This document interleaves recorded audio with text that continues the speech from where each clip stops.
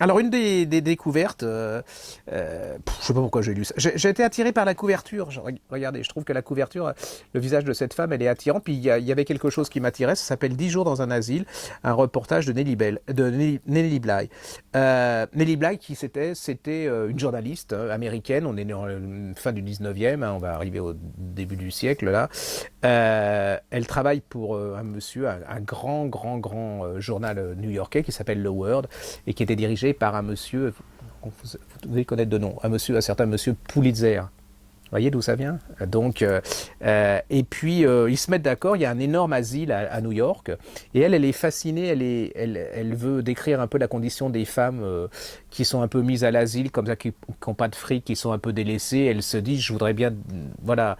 Et lui, il lui dit, bah écoute, d'accord. Le problème, c'est qu'il va falloir que tu rentres dans l'asile, et comme t'es pas folle, comment vas-tu faire? Donc déjà là, c'est un bouquin, c'est très c'est une fille brillante, intelligente, et elle vous raconte la manière dont elle va rentrer dans cet asile.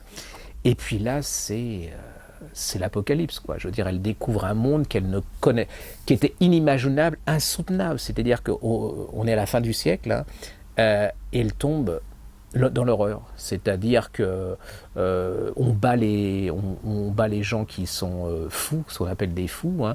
Il y en a qui sont pas fous. Il y a beaucoup de femmes. On les attache par 52 avec une corde, vous imaginez, pour pas que ils sont pas soignés. Ils ont plus de dents alors qu'on leur donne de la viande à manger. Vous voyez, hein. Il y a celles qui sont pas folles du tout, mais qu'on a mises là pour d'autres raisons et qui regardent. Il y a des scènes extraordinaires où on voit comment elles regardent New York et elles se disent on n'en sortira pas, mais elles ont leurs enfants à l'extérieur. Il y a ceux qui ont des bébés, ou celles qui ont des bébés aussi, avec des bébés qui naissent dans cette chose. C'est une horreur. Il y a les médecins qui sont abominables, il y a les infirmières, je vous dis pas.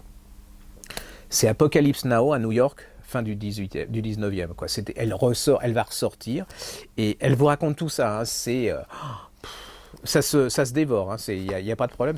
C'est un peu Albert Londres, c'est un peu comme mais je trouve ça plus vivant qu'Albert Londres, plus subtil en plus qu'Albert Londres. Je vais me faire plein d'ennemis, mais je trouve ça, voilà.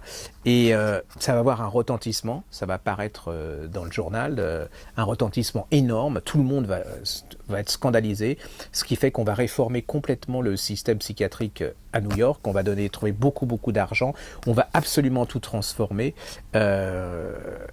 C'est vraiment un témoignage, et vous ressortez de là-dedans, vous êtes ébahi, parce que je suppose que ce qui se passe là peut aussi se passer encore dans certains pays, dans beaucoup de pays, et si on faisait un peu d'effort, je pense qu'en Chine, par exemple, dans certains centres de rééducation, ouais, ça ne doit pas être mal non plus, en Chine ou ailleurs. Hein. Ça s'appelle 10 jours dans un asile, un reportage de Nellie Bly, c'est des éditions du Sous-sol. Et ils en ont fait d'autres. Hein.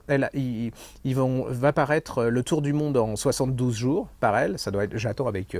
et 6 mois au Mexique. Donc elle était très jolie. Hein. Je veux dire, il y a les couvertures des autres là. Vous pouvez pas voir parce que c'est tout petit, mais là elle est très jolie. Hein. Puis alors elle a le côté romantique, neuneux, victorien et tout, et en fin de compte, c'était une enquêtrice et une femme de qualité qui en voulait avec un courage incroyable.